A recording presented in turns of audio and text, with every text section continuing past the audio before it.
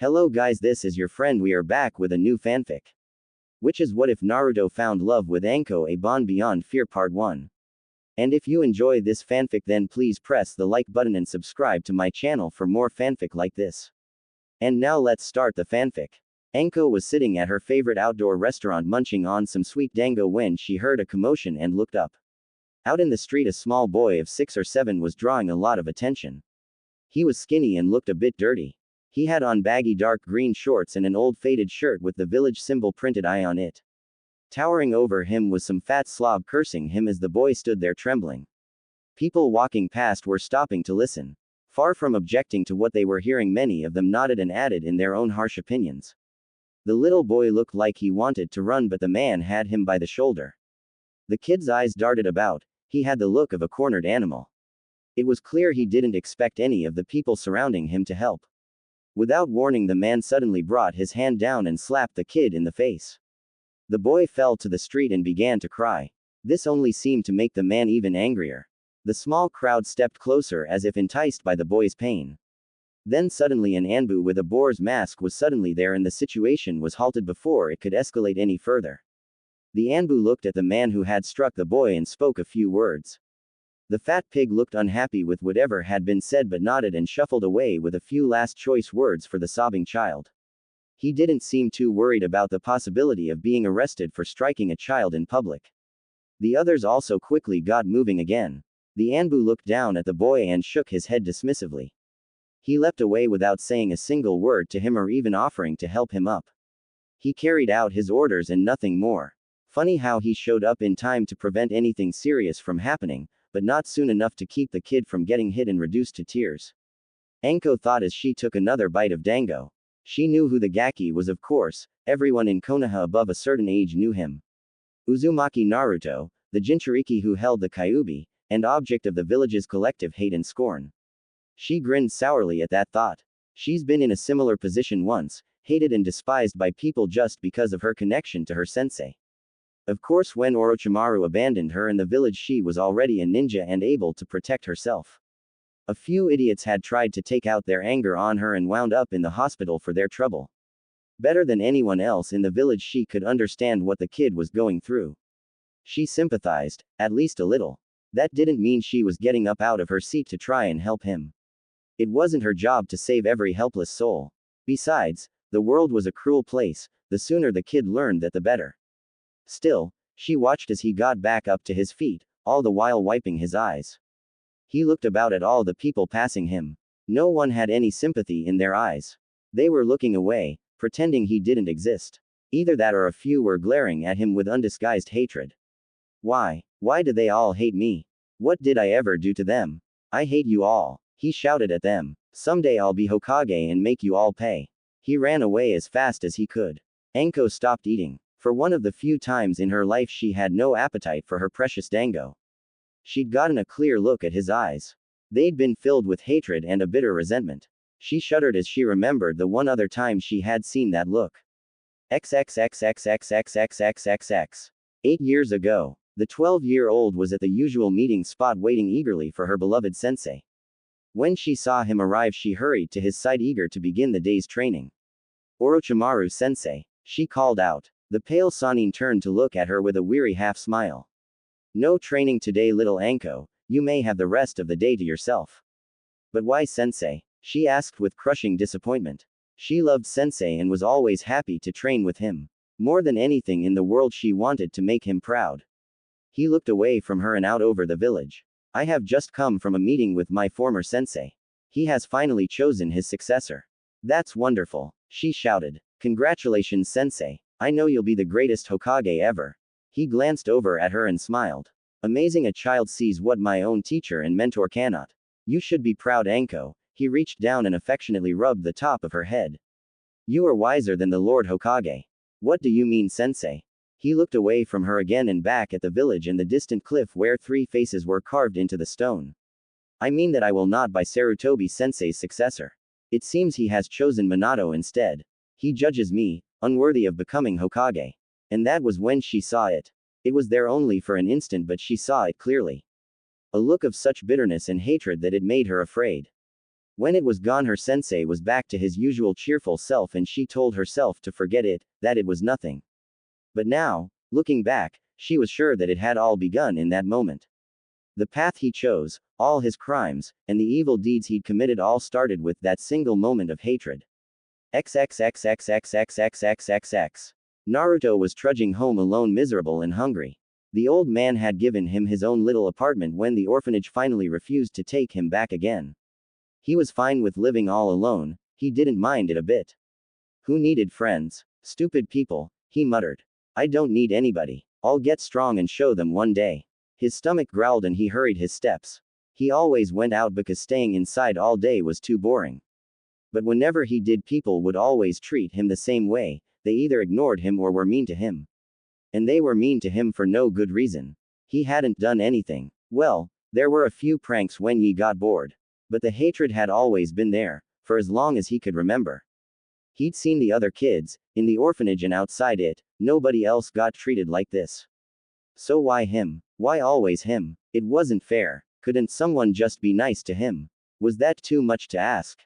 Hey, Naruto jumped and turned quickly. Don't hurt me. He looked to see a little dark-haired girl about his own age standing there with a paper bag in her hand. Seeing his reaction, the girl laughed. I didn't know I was still that scary. Naruto looked at the girl suspiciously. Who are you and what do you want? Smiling, the little girl leaned forward and flicked her finger into his forehead. Ow, that hurt. Naruto whined and rubbed his forehead.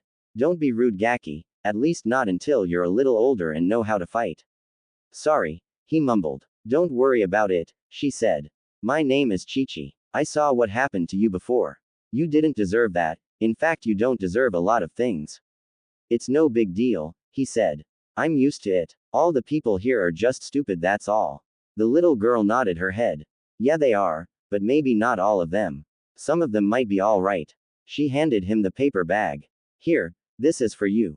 Consider this proof that there are some good things in this village. He took the bag. There was a sweet, tempting aroma coming from it. Opening it, he saw 6 skewers, each with 3 fat dumplings. What is this? Nani? You've never seen dango before. Chi-Chi said, shocked. It's just the most delicious, wonderful, satisfying food to ever fall from the heavens. It did smell really good and he was really hungry. None of the restaurants would serve him and he mostly survived on instant ramen.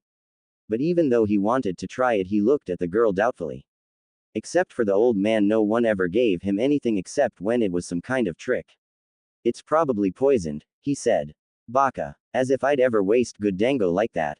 She snatched the bag out of his hand and pulled out one of the dumplings. She bit it in half and shoved the rest into Naruto's mouth. MMPH. The startled boy said. Chi-Chi chewed and then swallowed. Good, isn't it? Startled Naruto decided it was safe if she'd eaten it too. And he found it really was good. Yeah, it is. She handed him back the bag and licked her fingers. Well, enjoy it. Bye. Hey, wait, why are you being nice to me? The little girl looked back at him and grinned. I just wanted to show you that there are good people here, Naruto. Not everyone here hates you or will be cruel to you even if it does seem that way. Please remember that and don't hate everyone. Hey, how do you know my name? Are you kidding? You're famous. I am, he asked excitedly and puffed out his chest. Yeah, you're famous for being the village's #1 Gaki. Hey, see you around, Gaki. She ran off, leaving a very confused Naruto. He stood there and looked at the bag in his hand. Weird, he said to himself. What a weird girl, but it was nice of her to give me this. He took out a skewer and happily began to eat. Maybe there are some decent people here after all. XXXXXXXXXXX. On a nearby rooftop, Enko dropped her hinge and was herself again. Hopefully no one had noticed the exchange. She treasured her scary reputation and didn't need people to start thinking she cared. She honestly wasn't sure if what she'd done had made any difference, but she hoped so. She never wanted to see that look again. She didn't mean to talk to him again after that one time. She really didn't. She was just not the sort to go out of her way to help people if it wasn't her job. She was a ninja after all, not a social worker. She was not the friendly touchy-feely sort. She was a scary bitch, even to her fellow ninja. It was a reputation she treasured and worked very hard to maintain. So she knew it was a mistake. Knew she would regret it. But for some brain-dead reason she went ahead and did it anyway. XXXXXXXXXX. It had been a month since she talked to the Gaki and given him her little gift. She hadn't seen him since and had pretty much put the whole incident completely out of her mind. She had just returned from a mission and was heading to one of her many favorite bars. By pure luck, she just happened to be passing by the park when she saw him. He was sitting all alone on a swing. He was looking at the other children who were playing nearby. It was obvious that he wanted to join in. It was just as obvious from the glares the parents were sending him that it wouldn't be a good idea to try. So he was just sitting there. All alone. That is so not my problem. She got going whistling one of her happy little tunes. Nope. Not my problem at all. It's a tough break, kid, but it's a mean old world and it's best if you get used to it. I don't care. Not even a little bit. She continued walking for another couple of blocks whistling her happy tune. Then she stopped. She stood there for a moment. Damn it, she shouted, startling everyone who was walking nearby. I am such a weakling. She turned around and headed back to the park. Okay, but this is the absolute last time. XXXXXXXXXX. Hey Gaki, want a push? Naruto looked up and saw the little dark-haired girl. His face immediately broke into a wide grin. Hey Chi-Chi, I was hoping to see you again. Wow, you actually remembered my name. For a Gaki like you, that's quite an accomplishment. Hey, it wasn't hard. Except for the old man, you're the only one who has ever been nice to me. He suddenly took on a very sad expression. I was starting to wonder if you'd decided you didn't like me too. She leaned over and flicked his forehead. Ow, don't frown so much, it'll give you wrinkles.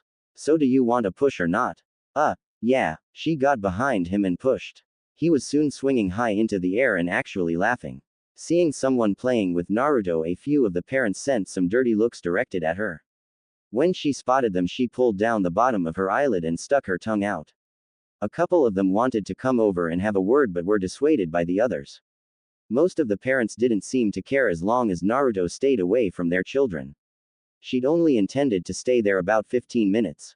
Long enough to push him on the swings for a bit and cheer him. Then it was back to the bar and an afternoon and evening of heavy drinking. But after pushing him for a while, he'd wanted to go play on the seesaw with her. Then it had been climbing on the monkey bars. Then going on the slide. Then he'd wanted to play catch. Then tag. Before she knew it, it was getting dark. That was so much fun. Naruto said with a ridiculous look, smile plastered all over his face. All the other kids had gone home with their parents, they were the last ones in the park. Naruto was sweaty and dirty but seemed content. He suddenly looked a bit worried. Do you think your mom and dad will be mad if they find out you played with me? I don't have any family, she told him. I'm a war orphan. Both her parents had been ninja and had died fighting Grass Country during the Third Great Ninja War.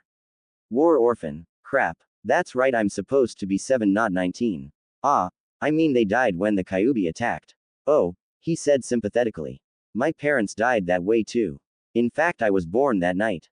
He then looked at her curiously. I never saw you in the orphanage, shouldn't you have been there too? Actually I live with a friend of the family. She's a ninja. Really? That's so cool. I'm starting the academy in a few months. I'm going to be a super ninja. And then I'm going to be Hokage. Great. Be sure to give me some juicy assignments when you're Hokage then. Nothing, she said with a grin. Hey, are you going to the academy too? She shook her head. No, I've already learned everything they could teach me from my, friend. Come on, you're my age. How much can you know? Chi-Chi looked around the park to make sure no one was around. I really shouldn't, but the look on his face will be too priceless. Here, just watch. She went over to the monkey bars and proceeded to walk up the side and then stand upside down. Wow, how'd you do that? She laughed. I got skills. She released the chakra to her feet and performed a somersault as she dropped to land perfectly. Hey, teach me to do that. Can't, she said. How come? He whined. 'Cause you'd have to stop being Gaki first. She crossed her arms and took on a lecturing tone. I mean, stop spending all your time moping and feeling sorry for yourself and start training. You say you want to be Hokage. The Hokage is the strongest ninja in the village. Naruto started laughing. What's so funny, Gaki? The old man's Hokage. He's the strongest ninja in the village. Flick. Ow. Will you stop doing that?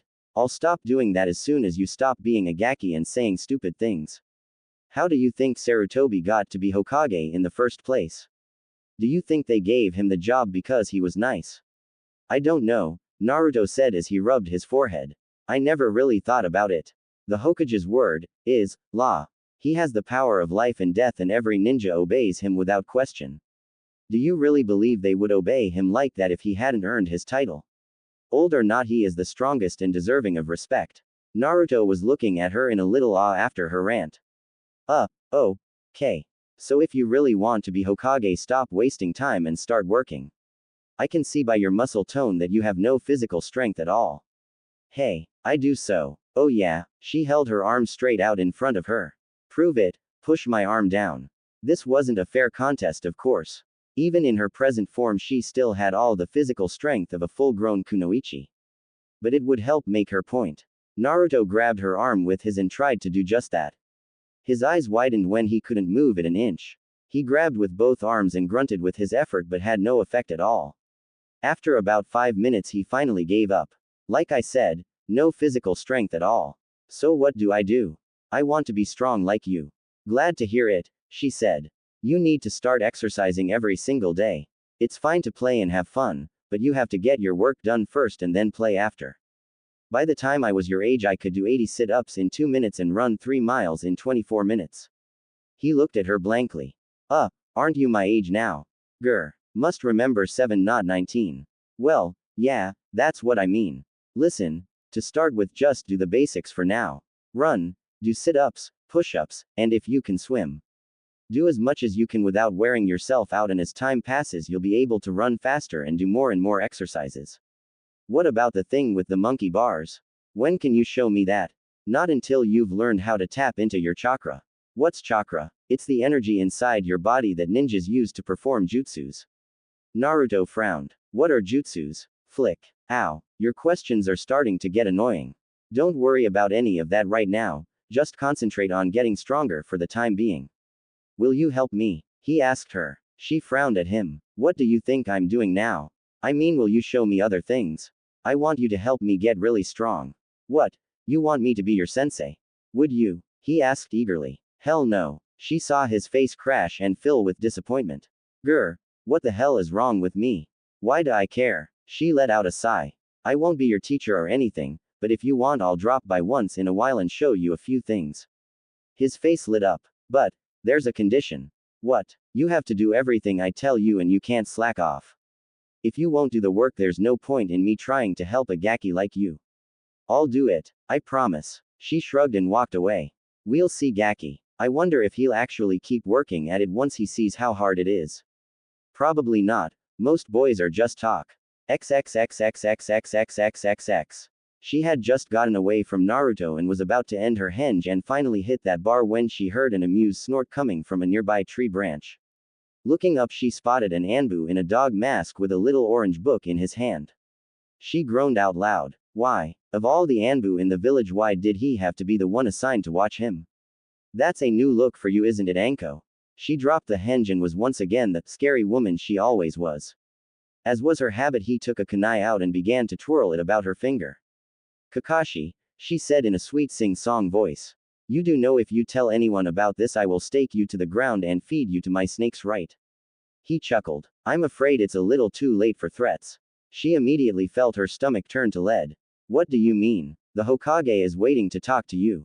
He wants to know just what you're playing at. Walking into the Hokage's office, Anko couldn't help but feel like she was in the academy again, about to get punished. Not feeling very apologetic, she flopped down into a chair without being asked. So what can I do for you, old man? She said in a deliberately cheerful manner. She was actually very nervous but knew better than to show it. Rather than answer her directly, the Hokage took out his pipe, went through the slow and careful process of filling it with tobacco and lighting it. He then took a couple leisurely puffs while not seeming to pay her any mind. This had the desired effect as Anko's nervousness increased about sixfold and her foot began to tap on the carpeted floor. Satisfied, the Hokage spoke in a calm and neutral tone. You spent the last few hours with Uzumaki Naruto pretending to be a child and playing with him. Care to tell me why? Hey, what can I say? I just have this thing for younger guys. She tried to laugh but it came out weak and very forced. The Hokage eyed her cautiously and his mouth turned down a bit. Please be a bit more serious, Anko. Where Naruto's safety is concerned, I have very little patience. She gulped and looked down defeated. She mumbled something incoherent. I am sorry, what was that? I said I felt sorry for the Gaki. She looked away from him feeling very exposed. It wasn't a feeling she liked. He was sitting alone, and I felt sorry for him. I know what it's like to be the outcast. She muttered the last part. Sarutobi was watching her carefully. Please continue. That's it, she said quickly. I saw him and in a moment of lightheadedness brought on by a lack of alcohol I decided to play with him for a little bit. She popped back up to her feet. Now if that's all, there's a barstool with my name on it that's waiting for me. Sit down, Anko, he told her firmly. With an unhappy look she did just that. The Hokage's word is law. She'd said that to Naruto and it was true. There is obviously more to this than a momentary sense of empathy. You spent hours with the boy and went to the trouble of hanging yourself into a child his own age. Tell me everything that is going on here and tell me now. Anko wondered if Naruto had ever seen the hard unbending look the Hokage was giving her now. Probably not. I doubt he'd waste it on a kid. When Sarutobi looked at you this way, it was very easy to believe that he held the power of life and death in this village. It's going to sound stupid, she said. Let me be the judge of that. Fine, she said. And so she told him about everything that happened that time a month ago. About the way Naruto had been publicly abused. How the Anbu had intervened but only after he had been struck. She told him about Naruto's shout and about the look in his eyes that had worried her enough to actually act. She told him about hanging into Chi-Chi, and giving him some dango along with a few kind words. As she told the Hokage about Naruto's treatment and his reaction to it, she noted he looked disappointed but not all that surprised. Well, I thank you for making an effort with him, Sarutobi said. Very few people do. That's because they're idiots, she snapped angrily. Having to repeat the events of that day aloud had made her angry about them all over again. Only complete morons could blame a child for something he had absolutely no control over. I agree, Anko, and I can well understand how you can sympathize with him. The truth is, I do worry what he will become when he grows older. The abuse he suffers, the hatred, I truly fear what it might produce in him. The village's hate and paranoia may create the very thing they fear most. Then do something about it, she said, still angry. I do everything I can to protect him and keep him safe. But even I cannot order people to care about him. The attitude you witnessed in that one Anbu is typical of most of them, I fear. They obey my orders, but do as little as they can while following them. He shook his head sadly. There are limits to what I can do, I am not Kami. You have to do more though, she demanded. If you know what might happen to him, what he might become, you have to do anything to prevent it. No matter what. Anything? He asked her curiously. A thought was occurring to him. Yeah, anything. If it keeps him from turning into another Orochimaru, any sacrifice is well worth it. You really feel that way? You would do anything to assure Naruto does not turn out like Orochimaru? Absolutely. Sarutobi slowly nodded. I am very glad to hear you say that, Anko. Very well, I accept your offer. The second he said that, alarm bells went off in her head. Wait, what offer? Your offer to do anything to prevent Naruto from becoming another Orochimaru. I think I have a way of doing that, but it will require a very severe sacrifice on your part. I am glad to know you share my commitment in protecting Naruto's future. Wait a minute, what are we talking about here? I don't mind helping out with Naruto now and again, but I have my own missions to worry about. And to her horror, the Hokage shook his head. I'm sorry, Anko, but this takes precedence over anything else. I consider keeping Naruto loyal to this village a matter of utmost importance. Therefore, for the next 4 years I'll be assigning you a highly classified S-rank mission. The next 4 years, she shrieked. What could possibly keep me tied up for that long? You'll be attending the academy again in your alter ego. You're to help him learn what it means to be a leaf ninja and to act as his bodyguard, protecting him from any harm no matter from what source. She stared at him in open horror. No, horror didn't even begin to cover this. You want me to become a Gaki again and spend the next 4 years in the academy? I know this is not what you want, but it is for the greater good of the village. And you did offer to do anything. She continued staring at him. I guess it's true what they say, no good deed goes unpunished. XXXXXXXXXXX. The next day Naruto was alone in his apartment about to have lunch when there was a knock at the door. He looked at the door nervously. Unexpected guests were not usually a good thing. He grabbed a broom and called out. Who is it? It's Chi-Chi, open up. Chi-Chi. He tossed the broom and ran to unlock his door. When he threw the door open, he saw the little girl standing there in a plain white t-shirt and baggy beige shorts. He noticed that she was very pale and didn't look good. She looked like she was in pain. Hey, are you all, MMPH? His excited question was cut off by her hand planted over his mouth. Her head was throbbing and felt like it would split in two. The result of the long-delayed but desperately needed trip to the bar. Yaki, I swear to Kami, if you yell like that again I'll rip out your tongue and use it as a scrub brush. Got me? Fearfully Naruto nodded and she released her grip on his mouth.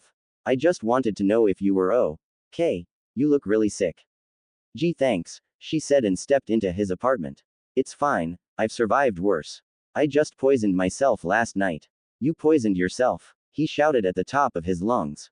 Flinching in sudden pain, she rounded on him and somehow produced a kunai which she pressed over his lips, this time instead of her hand. Yaki, she said dangerously. Are you wanting me to rip that tongue of yours out? He carefully shook his head just a little. Then don't yell again. She made the kunai disappear. Looking around, she saw his living conditions. She almost puked. There was garbage and dirty clothes everywhere. On the floor, the old sofa, the small table, everywhere. There was literally nowhere on the floor you could stand and touch carpet. From near the door she could look into the small kitchenette. The table was covered in empty instant ramen cups and dirty plates. The sink was full of water that was black. The trash can wasn't just overflowing, it was half buried. This place is disgusting. She looked at him. How can you live like this? He shrugged. I'm used to it. No one ever comes to see me, so it doesn't matter. Well, it matters now. I won't come back here until this place is fit for human habitation. She grabbed his arm and pulled him out of the pigsty of an apartment. Naruto was amazed at how strong her grip was. Come on, I'll treat you to lunch. Then we'll come back here and I'll help you dig through the garbage. How'd you find out where I lived? Oh, that was easy, she said. I just went up to a total stranger and asked him where the world's biggest gaki was.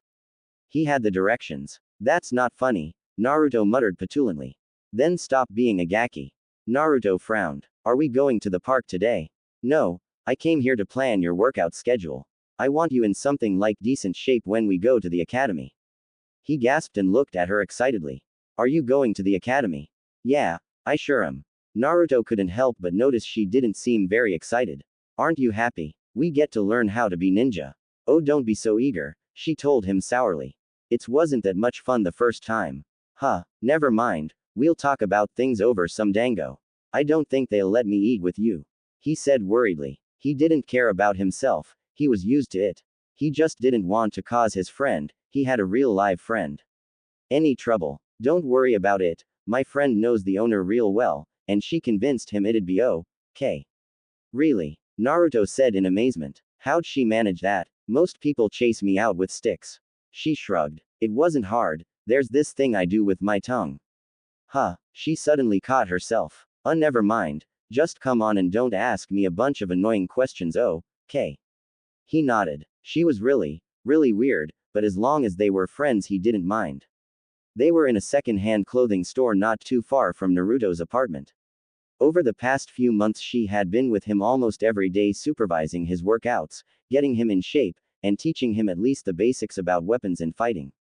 Technically she wasn't supposed to do that, the academy instructors would be going over basics for the first semester. But she didn't see any reason to wait. The kids from clans would already be well versed in their family fighting styles and she didn't want Naruto falling behind anyone. Besides, who could possibly teach him better how to kick someone's? The sooner he learned how to protect himself the better. Along with training him she had also been carrying out her primary responsibility as bodyguard. There were a large number of idiots sitting in jail now thanks to her. She always found it funny as hell when some tough guy tried to threaten Naruto only to have his handed to him by an apparent 7-year-old girl. And unlike before, these idiots went to jail for assault or for threatening physical harm to a child. Oh, had people howled over that. They thought it terrible that good upstanding citizens were being sent to prison for months or a year or more just for laying hands on or threatening the demon brat. But Sarutobi had shown zero compromise on the issue. And since he had written accounts from one of his own chunin, there was no real legal ground for anyone to stand on. He was after all simply doing what he would do if any other child were treated that way. People were slowly getting the message that it was no longer open season on Naruto and that not every ninja would look the other way. People still glared at him or ignored him on the street, but fewer of them were now coming right out and threatening him or trying to hurt him. There were still plenty of other problems though. Thanks so much again for buying me those weapons. They're so cool. And they were new. I never get anything new. Don't worry about it, Gaki, she told him. You don't have to keep thanking me. Since they were beginning the academy next week, she had gone ahead and got him a set of kunai and shuriken. Nothing special, standard weapons made of cast iron. It was equipment every student at the academy was expected to have. She'd picked it up for him without giving it much thought. It had only cost 12,000 ryu. Since she was on a long-term S-rank mission, she was being paid very well and hadn't even noticed the cost. When she had given it to him, he had cried out with joy. Except for the Hokage, it was the first time anyone had ever given him a gift. Seeing such joy from something so common had actually made her sad. What a hard life it had to have been if such a small kindness meant so much. As they were looking over bins of used clothing, the store owner came up to Naruto, a fake smile planted on his face. Hey kid, I got a special offer today. I'll sell this to you for half price. Wow, really? That's awesome. I never get things cheap. She knew how true that was. Only a handful of stores would allow him to enter, these always second-hand or bargain places. He was effectively barred from all the quality shops in Konoha. The first time she had gone shopping with him, she had been stunned to see the clerk not even bother to ring up his items. Instead, he had looked them over and arbitrarily come up with a figure that was at least 3 or 4 times what the things were worth. Naruto had forked over his money without complaint. Apparently this was how all the shops dealt with him and he was used to it. Anko suddenly understood why he was living in such poverty despite getting a pretty generous stipend from the village. The very next day the store had its business license revoked and was shut down. Memos were sent out to all stores reminding them that price gouging and unrecorded sales were illegal in the village. Naruto's name did not appear anywhere in the memo, but the shop owners got the message. In Konoha, businesses had the right to refuse service to whoever they liked, so most places remained off limits to him. But where he was allowed in, he was charged the same prices as everyone else. For the very first time, Naruto found himself with money left over every month and his kitchen full of things other than instant ramen. It was now mostly filled with the ingredients for dango. But if shop owners couldn't openly rob him many more, they had other tricks. Hey Chi-Chi, isn't it great? And it's half price. She took one look at that cami awful color and sniffed. It's orange. Yeah, isn't it great? Well, that depends. Do you want to be a living target? I've got an even better idea, Gaki.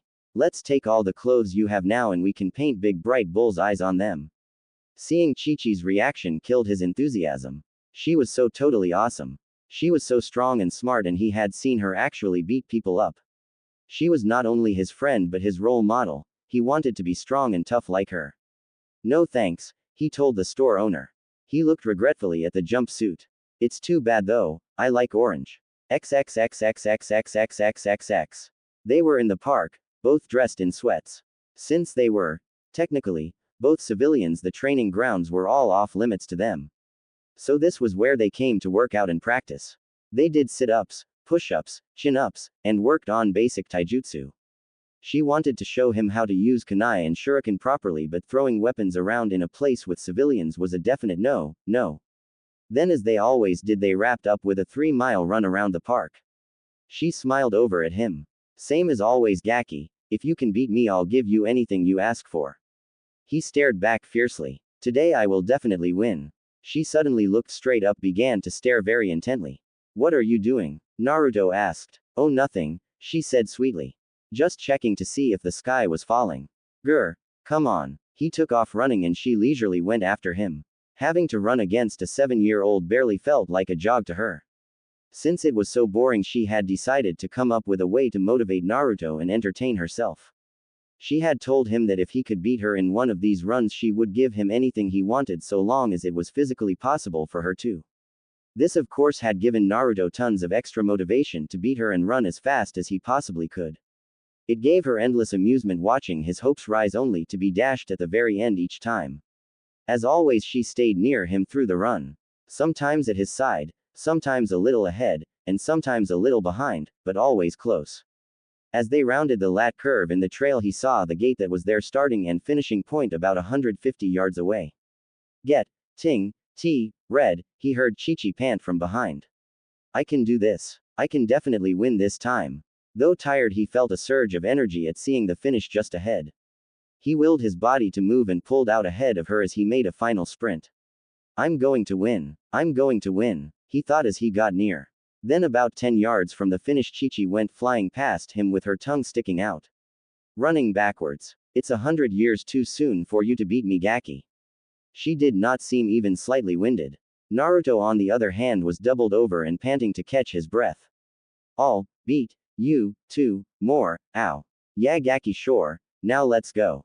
I'll make you something to eat, then you need to get some rest. It's a big day tomorrow. Naruto nodded and they slowly headed to his apartment. Having filled 15 large garbage bags and spent 3 days cleaning, Naruto's apartment qualified as livable. She made sure it stayed that way with the simple promise that if it didn't, she would no longer visit him. Somehow or other, she had also gotten into the habit of cooking and having dinner there with him. She was also trying to teach him how to cook. She wanted him to be able to eat something other than instant ramen if she wasn't around. XXXXXXXXXX.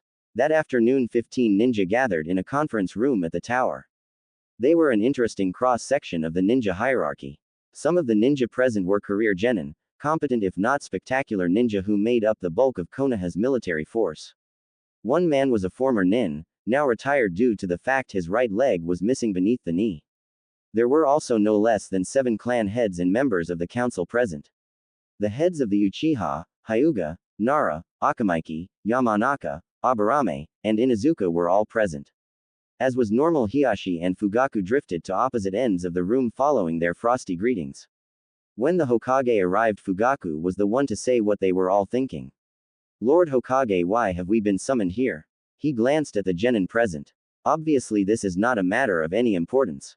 Actually, I consider it a matter of great importance, Sarutobi informed them. All of your children will be attending the same class tomorrow when they enter the academy. Ah, Hiashi said, nodding. That explains the presence of these other men. Forgive me, Lord Hokage, Aburame Shibi spoke. But does attendance of the academy warrant a meeting with you? This class will be very special, Sarutobi informed them.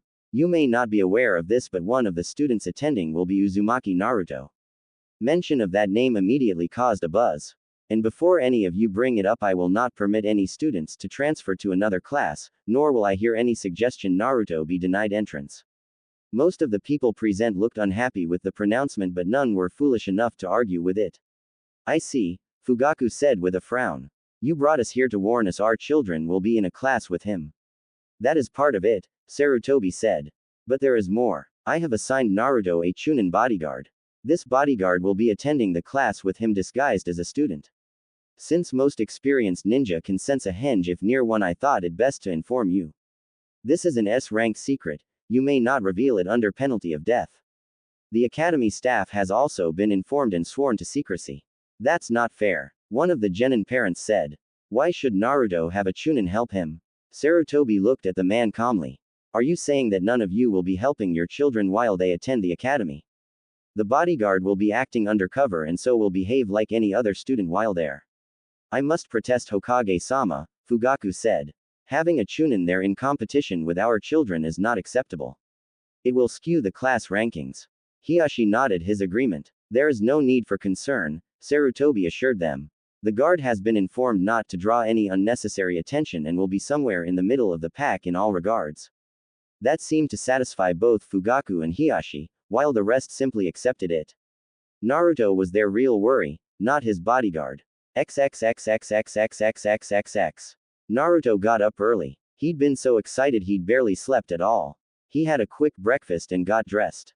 He wore some baggy beige shorts and a black shirt with the leaf symbol on the front. He had a weapons pouch belted on with the kunai and shuriken Chi-Chi had got him.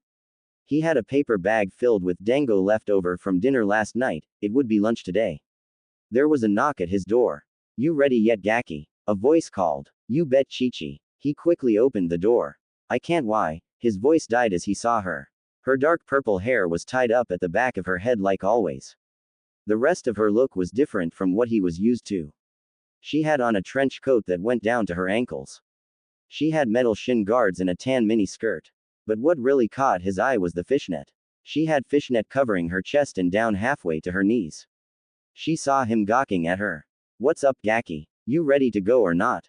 Are you going dressed like that? Naruto said, shocked. Grinning, she leaned forward. Flick. Ow. I'm not taking any fashion advice from a guy who'd probably be dressed up in a bright orange jumpsuit if not for me. Now let's go. As he usually did, he followed after her. Inuzuka Ayako was walking with an excited step. Her little brown puppy Himaru was riding expertly at her shoulder. Through their shared bond, she could sense his excitement too. She looked back at her cousin who was dragging his feet. Come on, Kiba. Do you want to be late on the first day? He had a bored, sullen expression. I don't know why school had to start so early. He stretched and yawned. Himaru barked at him with his little high-pitched voice. You're right, she nodded to her dog. He is just lazy. No wonder his mom hasn't given him a partner yet. Kiba growled. He did not like being reminded that he still hadn't been given a dog of his own. Mom just likes you better, that's all. Ayako grinned at him. Well, since she's my aunt and your mother, that doesn't say anything good about you then, does it? Grr. Why you? He began to chase her, so she started to run away laughing. Well, at least I managed to get him to hurry up. XXXXXXXXXXX. Out in the courtyard, all the students had begun to gather. The doors were still shut, so the kids had no choice but to wait. The returning students greeted each other and naturally formed groups according to their class. The fourth years were easy to tell apart. They were the loudest and seemed the most relaxed. After 3 years, they saw themselves as practically ninja already and kings of the schoolyard. The incoming first years were also easy to tell apart. They were the only ones not to gather in large groups. Instead, they huddled in small clusters of 2 or 3 or 4. They were the quietest and most nervous-looking bunch. Off by herself was a small pink-haired girl in a red dress, looking about and trying to hide how nervous she was. She had her extra long bangs almost covering her eyes in order to obscure her huge forehead. Other children had teased endlessly about it, and she hated that part of herself. She felt plain and ugly and unliked. She glanced over to where a blonde girl with a ponytail and a purple outfit was talking and gesturing to a couple other girls. She was so pretty and confident. Sakura wished she could be like her.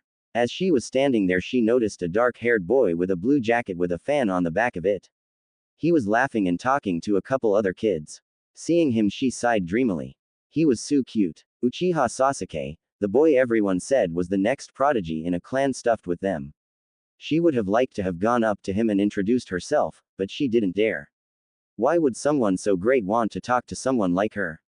She looked down again at the piece of paper that was wrinkled and almost torn in her hand. She had been assigned to first year class A. There were 91 first years and they had been split up into 3 classes.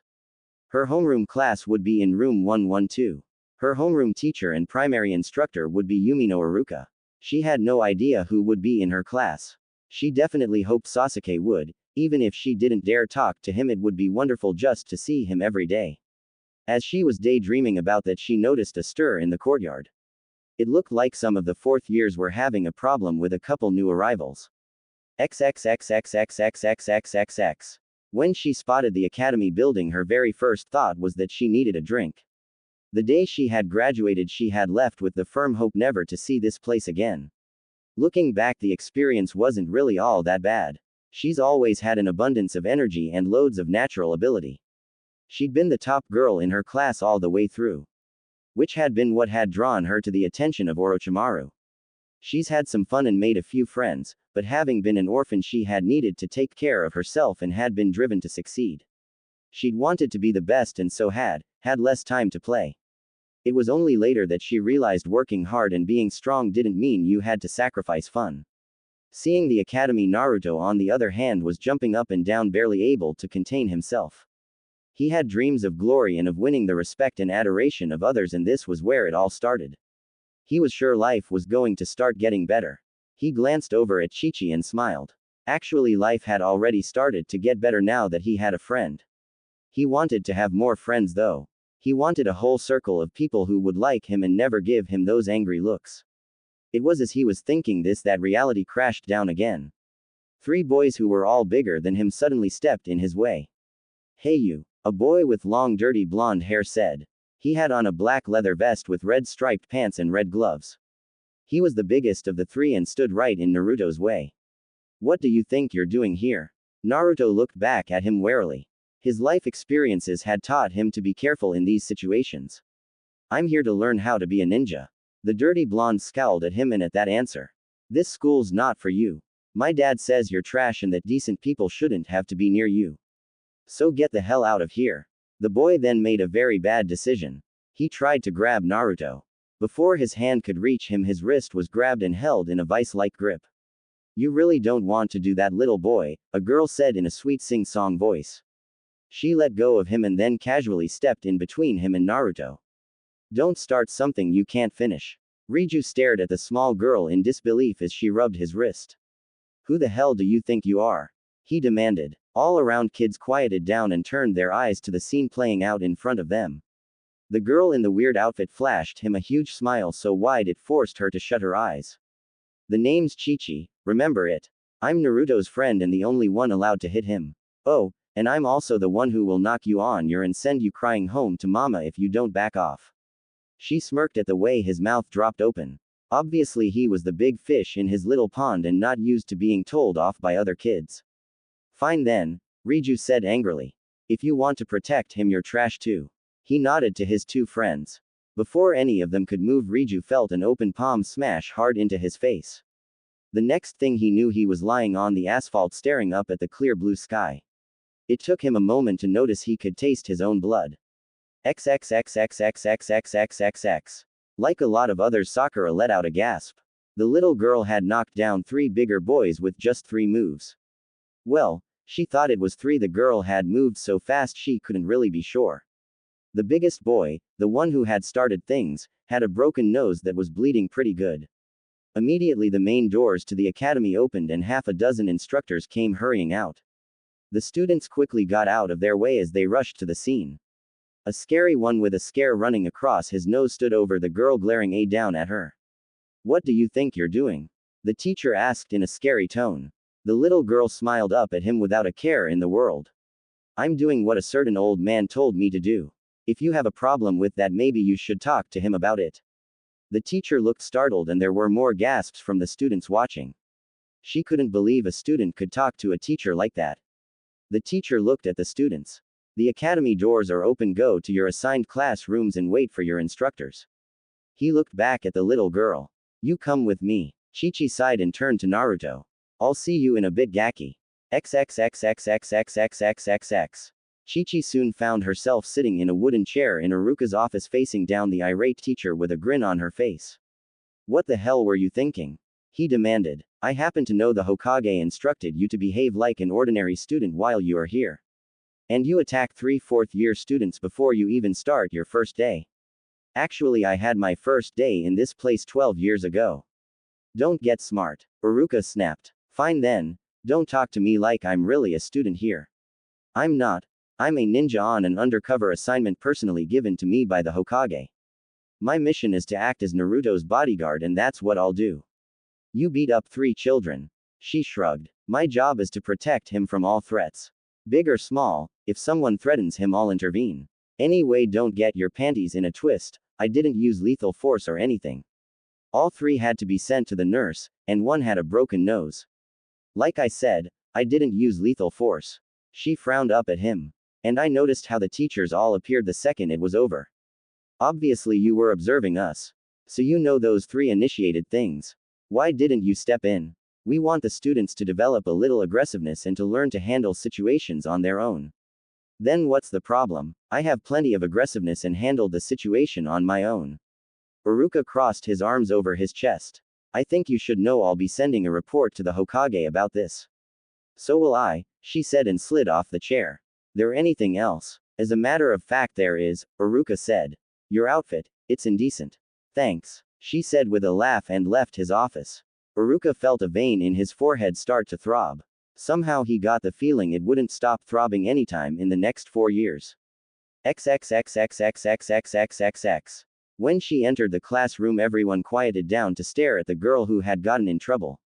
Spotting Naruto in one of the upper rows, she went up and took an empty seat beside him.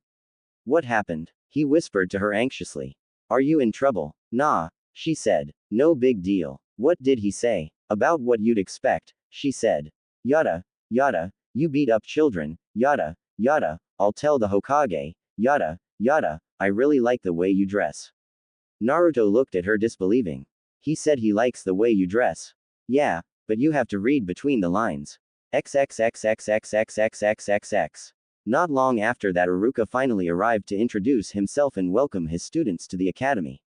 The first time he turned toward the chalkboard. Whack! Something smacked into the back of his head. He turned around and spotted an eraser on the floor. Looking at his class, he saw most of them appeared shocked and slightly worried. Naruto had a hand over his mouth trying to stifle a laugh while Chi-Chi was leaning forward in her seat wearing an unembarrassed grin. This really is going to be a long 4 years. At 1 o'clock the first years broke for lunch.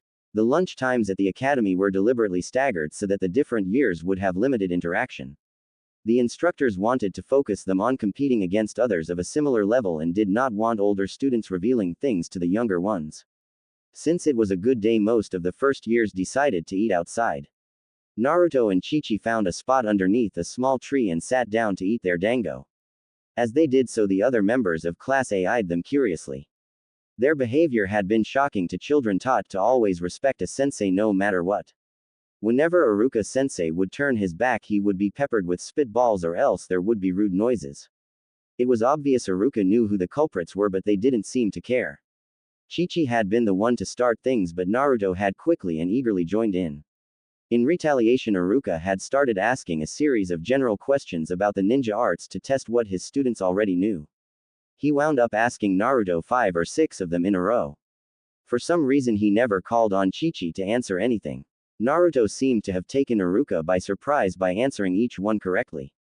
Despite his behavior, it turned out he actually had a brain in his head. XXXXXXXXXXX. Flashback. Naruto felt like he was going blind with all this reading.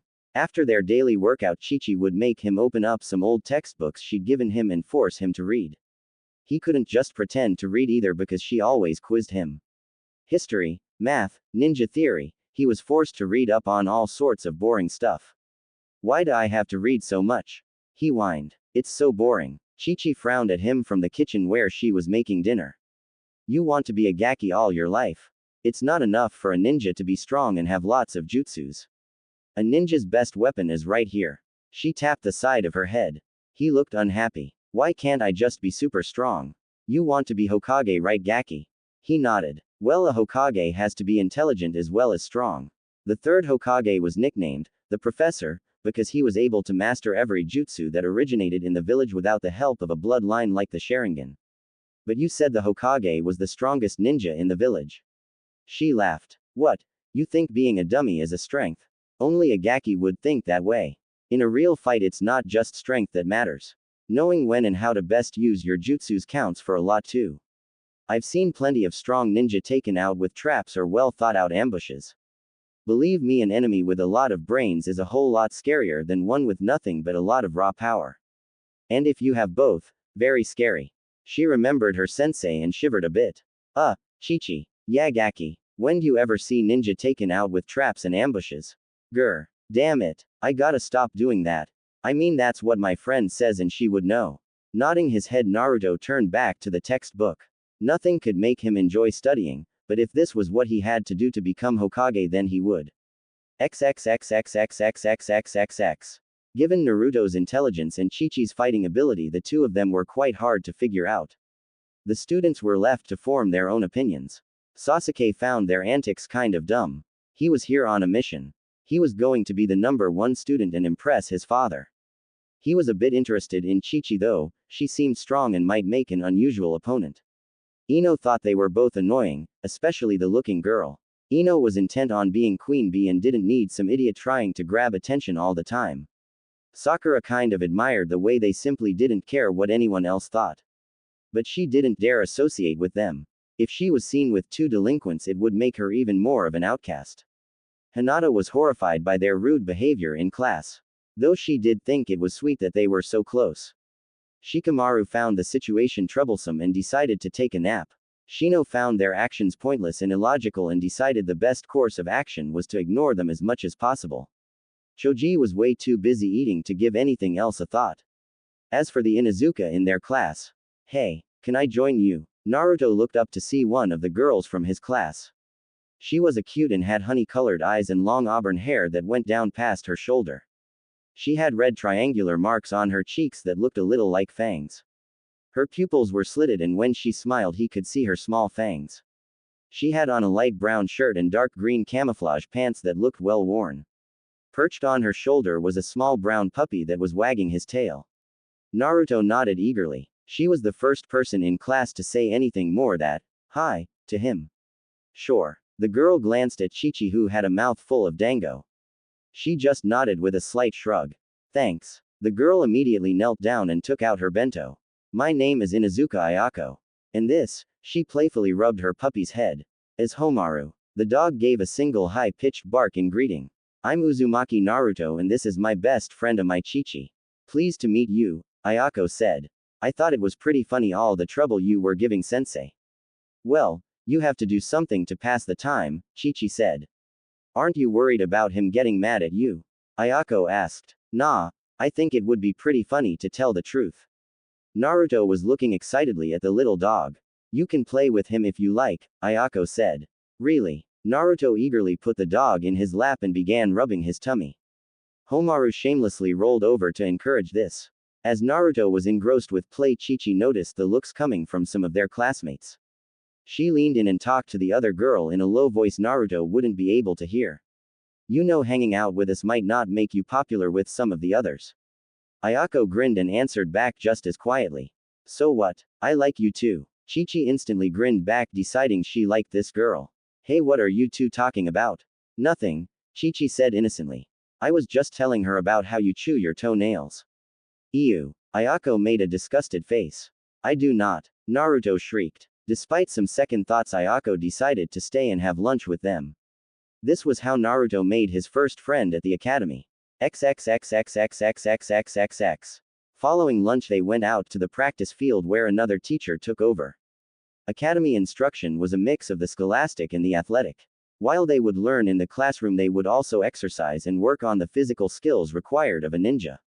Mizuki began by giving everyone a test to see how quickly they could run a quarter mile, how many pull-ups they could do, and how many sit-ups they could do in 2 minutes.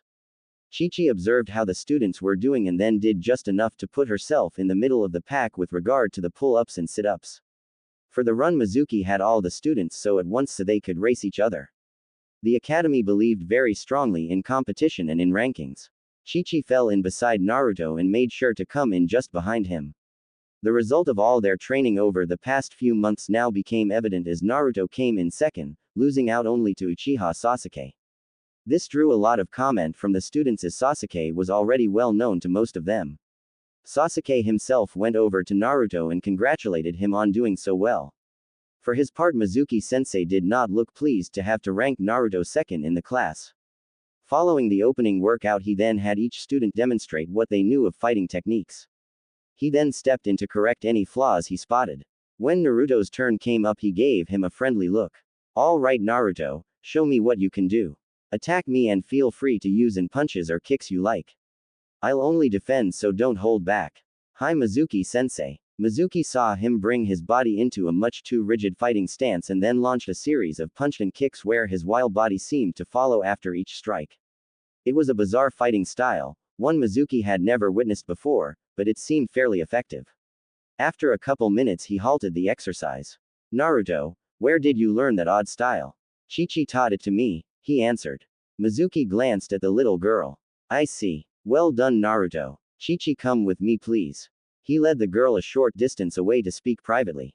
Mizuki of course knew she was the Chunin the Hokage had assigned as Naruto's bodyguard. He did not, however, know her identity.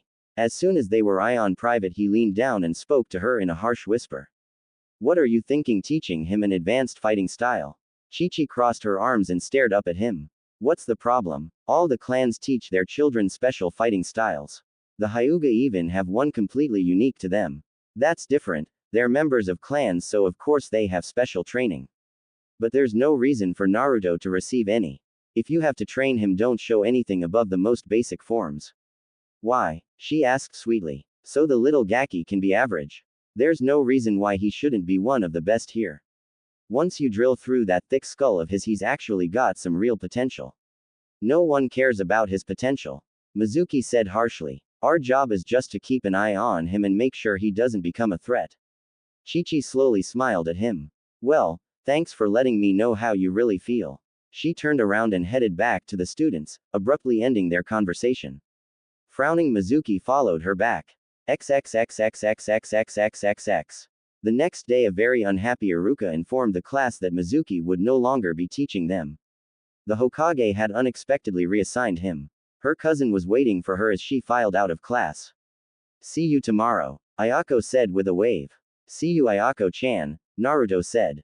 Later, Chichi replied. Kiba nodded to the two kids she greeted. You make some friends. Yeah, Ayako said enthusiastically. Naruto and Chichi are both really fun. And I'm not sure, but I think they may have some pets. Kiba looked at her interestedly. Animals always interested him. Why do you say that? Well, Naruto smells like fox and she smells like snake. Foxes and snakes, huh? Kiba grinned. You're right, that does sound cool. XXXXXXXXXXX. Hey Chichi. Naruto spoke as they were walking back to his apartment. What, Gaki? Why were you holding back so much? He asked. You always beat me running, but you let me win today. How come? Crap. Hadn't thought about that. I am soon not cut out for undercover work. Well, I don't really care about being number one. She patted him on the shoulder. You go and try and get the top spot. He frowned at her. I don't want you to let me win. I want to be the best because I've earned it. Uzumaki Naruto Hokage and ninja legend. She smiled at him. Flick. Ow. Don't get full of yourself, Gaki, especially not after just one day. I'm holding back because it suits me. I know what I can do. I don't crave approval from others. She looked at him pointedly. Unlike some people I know. He turned a little red. Anyway, even without me ahead of you, aren't you still only number 2? I'll be number 1. I'm not going to let Sasuke beat me. She grinned and gave herself a mental pat on the back. It would be best for him to see Sasuke and others in his class as his rivals instead of her. The more he focused on beating Sasuke, the less he would wonder about her level of abilities. Hey, what did you and Mizuki-sensei talk about? Oh, he was just curious about the fighting style we both use. She hadn't told him it was called hubby style. That name was dangerous since it was no secret who the inventor of that fighting style was. Anything that touched her old sensei was dangerous. Hey Chichi-chan, how about we get some ramen from that new place that just opened, Ichiraku's? Sure, why not? She said. I suppose you can't have dango all the time. XXXXXXXXXXX. During the first week, Chichi actually got to experience something brand new. She had attended the academy back when the Third Great Ninja War was raging and the village needed every ninja to be a competent and able soldier. Since then, the curriculum had become more diversified. She got to see just how diversified when she and the other girls were separated out and given a lesson away from the boys. She was forced to sit there as a woman detailed the vital ninja skill of flower arranging. Kill me now, kill me now, kill me now, she thought over and over again. Now, it's very important to know the proper flower combinations for different seasons and special events. For example, excuse me sensei. Chichi shot her hand up. It was either say something or run away screaming. The old woman who was teaching the class nodded to her. Yes. What is it? I was just wondering something, sensei. She said. Why the hell are we learning this? The teacher as well as all the students gasped and looked at her as if she had gone out of her mind. And she wasn't done. What the hell has flower arranging got to do with being a ninja? You think we're going to distract an enemy in the field with a pretty bouquet or something? The woman stared at her incredulously. This is an important feminine art that will help you to infiltrate in case you are sent on a mission as an undercover operative. Well, if that's what you want to show us, why not try something that would actually be useful? Like how to pick up a guy up in a bar and go home with him. That's something that's not only fun but a good way to gain access to restricted information. The instructor turned a bright shade of red and jumped to her feet. Report to the principal's office right now. Oh, thanked Cammy. Happy to. She got going and so missed seeing Ino come to Sakura's rescue. XXXXXXXXXXX. Anko, the real Anko, was sitting in the Hokage's office just as her other self had been sitting in the principal's office not so long ago. Anko, just what are you doing? Sarutobi asked. What? She said defensively. I was making a fair point. Teaching future Kunoichi about flower arranging is idiotic. And what point are you making when you mock Iruka and your other instructors? She gave him a huge smile. That's just fun. The Hokage looked irritated. I believe my instructions were for you to blend into the class and maintain a low profile. How is this behavior doing that? And from what I hear, Naruto is following your example. What's wrong with that? She asked. After all the crap he's had to endure, why shouldn't he get to have a little fun? The Hokage shook his head. I think you are losing sight of your mission. No, I haven't, she said sharply. I protect Naruto, and thanks to all my efforts, the little Gaki's life is actually starting to become bearable. I'm also helping him to be a decent ninja, more than decent to be honest. But if you don't let me have a little bit of fun, I'm going to lose my mind. Do you have any idea what it's like being treated as a child all day? You have to let me cut loose just a little or I won't be able to stand it. Sarutobi looked at the woman following her little tirade. She had never been a deep cover agent. Her psychological profile was such that it had always been ruled out. This assignment had to be very difficult for her, and she had accomplished a great deal. Very well, Anko, you may go, but no more outbursts about the curriculum. I can't promise, she muttered. Next week we're studying how to knit. XXXXXXXXXXX. At the end of the opening week, the academy had its first spars. The students were permitted to face each other in one-on-one taijutsu matches. This was considered the best way to hone fighting skills and help build aggressiveness. All students were eventually matched up against each other. This included having boys face girls and making friends fight one another. The students were being taught early on that an enemy was an enemy regardless of her personal feelings. Chi-Chi deliberately held back not only her true skill level but her strength as well. She chose to win half her matches, and did not win any of them by knockout. Naruto's very first spar was against Akamichi Choji. In general, the children from the clans did better than their counterparts who had not received their intensive training or specialized fighting style. Naruto, however, was able to beat Choji easily on points. In their 3-minute match, Naruto was able to land a dozen clean hits, whereas Choji failed to hit him once. Iruka and the other instructors who were overseeing the spars frowned at the way Naruto fought. They knew what style he was using. Hubby had two major advantages over most rival styles. One, it was deceptive and hard to predict where the attack would come from or where it was being aimed. Two, it was hard to hit back unless you were an exceptional fighter or exceptionally quick. The style was based on the principle of moving the entire body in the strike, as a snake would. This meant no part of you was ever stationary, your entire body was constantly in motion. Choji had not been fast enough to deal with this and so had lost. Naruto had jumped into the air and pumped his fist, crying out in joy. Yeah, I'm awesome. I'm the best. Nobody's going to beat me. Chi-Chi had been sorely tempted to go over to him and force feed him some humble pie in order to bring him back to reality. It was fine to be confident, and Kami knew she didn't object to a little gloating over a victory. But getting was always a bad idea. Taking a look at the scheduled matches, though, she decided not to do anything and let Naruto have his moment. His next match was against Sasuke. The moment Iruka told them to begin, Naruto rushed in with a huge smile on his face. He'd begun his match with Choji with a strike to the middle of his chest and was repeating that maneuver here. Sasuke, however, had paid attention to that match and appeared to recognize the move.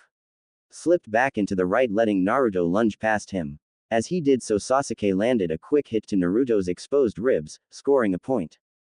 Chi-Chi was pleased to see the look of surprise on Naruto's face as Iruka called a point for Sasuke to the general cheers of the other students. Sometimes you surprise the enemy and sometimes he surprises you, Gaki. You need to learn to take every enemy seriously if you want to survive. To Naruto's credit, he did not lose his composure.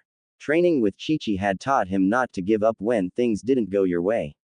He went after Sasuke again, a little more cautiously this time. Their match was quite interesting. Sasuke seemed to recognize he would have a hard time attacking Naruto with the style he was using. Instead, he remained on the defensive, letting Naruto come to him and scoring on counters. Naruto did manage to hit him a couple times with open hand strikes. But when the 3 minutes were up, Sasuke had won 4 points to 2. When the match ended, Sasuke came up to him and extended his hand. Good match, Naruto. Though unhappy and frustrated, Naruto took the hand. I'll definitely beat you next time. Sasuke grinned. You're welcome to try. Chi-Chi came up to him after that. Looks like you're going to have to work a lot harder if you want to be the best. That Sasuke looks pretty tough. And just as she'd hoped, Naruto wound up looking furious. I'll work harder. I'll definitely never lose to Sasuke ever again. XXXXXXXXXX. During that day's lunch, Naruto, Chi-Chi, and Ayako were sitting together when someone came up to them. Mind if I eat with you? Sasuke asked. And so the four of them began eating together. XXXXXXXXXXX. Chi-Chi-chan, Ayako said excitedly one day on the following week. Look what my mom bought for me. The Inuzuka produced a tiny figure about 2 inches tall and held it out in her hand. Chi-Chi looked closely. It was a plastic doll of a little girl with shiny blue eyes and long blonde hair wearing a flowing pink gown and a silver crown on her head. It's a doll, she said unimpressed. Ayako gasped. It's not just a doll. This is Haruka Haim, pink gown version. I have 18 different ones in my collection, so I'm only missing 7. Anko looked at the girl questioningly. Sue, this is a special doll or something? Ayako again gasped. Don't you know about Haruka Haim? She's the princess of the Unicorn Kingdom. The most beautiful and kind-hearted princess in the whole world. She has 25 different dolls, and if you collect them all you can be a magical unicorn princess too. Don't you have any of her dolls? Ayako asked wide-eyed. Hey, Chi-Chi rubbed the back of her head. I was never really the kind of girl to play much with dolls. Wait a minute. Ayako reached into one of her pouches and began to rummage through it. She pulled out another 2-inch doll. This one had Haruka Haim in a blue and white dress with a parasol open over her head. Here, you can have this one. It's Haruka Haim at the park, I have 3 of them. Now you can start your own collection. Chi-Chi stared at the doll in her hand, feeling a bit awkward. On the one hand, she was not the sort to play with dolls when she was a little girl, never mind now. On the other hand, she didn't want to refuse a gift from Ayako and hurt the girl's feelings. She finally just grinned and accepted it. XXXXXXXXXX. Heading back from the academy, she pulled it out again and looked at it. Well, it is kind of kawaii, but honestly, what sort of a childish character would want to play with dolls? Hey, Naruto said excitedly when he noticed what she was holding. Is that a Haruka Haim doll? That's so cool. Can we play with it later? Chi-Chi shut her eyes and suppressed a groan. Why am I even surprised? It had been over a month since she had been back at the academy. Overall, things were going pretty well. Since Mizuki's sudden transfer, the teachers at the academy were treating Naruto like same as the other students. She still noticed the occasional baleful look, and Naruto did not get a quarter of the praise did. But the teachers did call on him and answer his questions. Naruto didn't need special treatment, he just needed the same treatment. As for dealing with the students, he was doing well enough. He was not universally loved or admired by any stretch of the imagination. A few of the students had been told specifically by their parents to avoid him. A few had seen how he used to be treated and decided on their own to have nothing to do with him. Most of them saw him as the class troublemaker and merry prankster, along with her. Together the two of them were trying to drive Haruka to early retirement. He had made 2 genuine friends. It still boggled her mind that one of them was none other than the little prodigy Uchiha Sasuke. She really wondered if Fugaku had any idea just who his son was having lunch with every day. She tended to doubt it. Naruto was much happier now than he had been. He was making good progress both in the academy and in their workouts. His energy was limitless and his work ethic had drastically improved. When she worked with him, she would see glimpses of what he might be one day. She would show him a move or combo, and after just a few repetitions he would have it down perfect.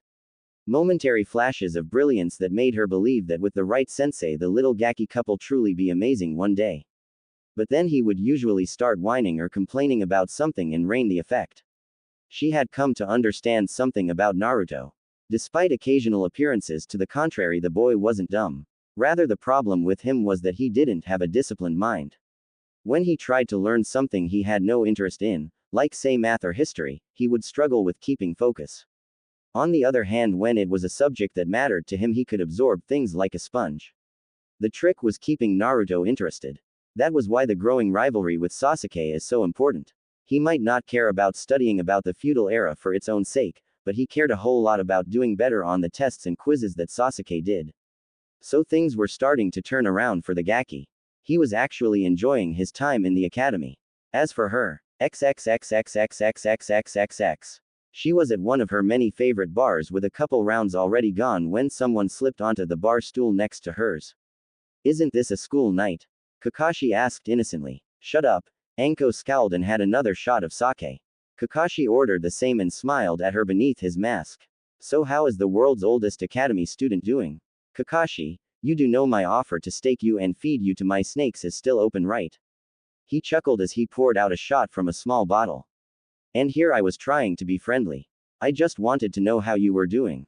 He pulled his mask down for a second and tossed back his drink. The mask was back in place in a flash. I'd forgotten what a good-looking man he is beneath that mask. It's great, she said flatly and took another shot. I love being talked down to by adults and having to endure listening to the foolishness that passes for conversation among the kids. I love having to pretend to learn things I either know or don't need to know, like knitting and interior decorating. What's not to love? You know, some people might enjoy getting to have a second childhood. Fine, you want to trade places for a week. You be a student and I'll take your next Black Ops assignment. No thanks. PFF'd. Coward. He grinned at her from beneath his mask. Well, not all of us have the courage to play with dolls out in public. She narrowed her gaze and sent him a trickle of killer intent. You really want to be snake food, don't you? I just did that to make the Gaki happy. By Gaki I assume you mean Naruto. He took another drink. Who else? Kakashi chuckled as he had another. You really care about that kid, don't you? Who knew you had such a soft spot? Soft? Me? Like hell. I don't care about that annoying little Gaki one bit. I'm just carrying out my orders. Oh, and what about that first time in the park? I plead temporary insanity. You know, Anko, there's nothing wrong in admitting you care about someone. She snorted and finished the bottle in front of her. She tapped the bar, signaling for another. That's not how I'm built. I take care of myself and that's it. I don't care about other people. Sure. Oh, shut up. XXXXXXXXXXX. The next morning she slowly came awake. She groaned. Her head was already splitting. Dully she looked around as she saw this wasn't her place. She noticed the silver-haired body still snoozing peacefully next to her. Oh yeah, she thought with a slight grin. Then she spotted a digital clock on a nightstand by the bed. Crap. Despite wincing in pain, she scrambled out of bed and began putting on the clothes that were scattered all over the floor. Having been rudely woken, Kakashi peeked out from beneath the warm covers. What are you doing? Come back to bed for a while. Idiot. I'm already late for class. So, some of us actually take our duties seriously. Yanking on her trench coat, she performed a hinge and became Chi-Chi. Aren't you going to shower? No time. She ran out of his bedroom. I still respect you. He called after her but heard no response. XXXXXXXXXXX. She had her head on her desk, wishing it would just go ahead and explode and get it over with. This was going to be a miserable day. Iruka had given her grief when she'd arrived half an hour late and she'd been forced to endure one of his boring sermons. Worse, she didn't have the energy to torment him today. Did you poison yourself again? Naruto had asked sympathetically. Yeah, she muttered. Ayako crinkled her nose. You didn't have a shower today, did you? And why do you have someone else's scent all over you? Through the pain she grinned mischievously. I was playing with someone last night. This of course made Naruto pout. If you wanted to play with someone last night, why didn't you want to play with me? She looked at him and chuckled dryly. 'Cause if I played with you I'd be arrested. Huh, nothing, Gaki. She shut her eyes and tried to survive the day. XXXXXXXXXXX.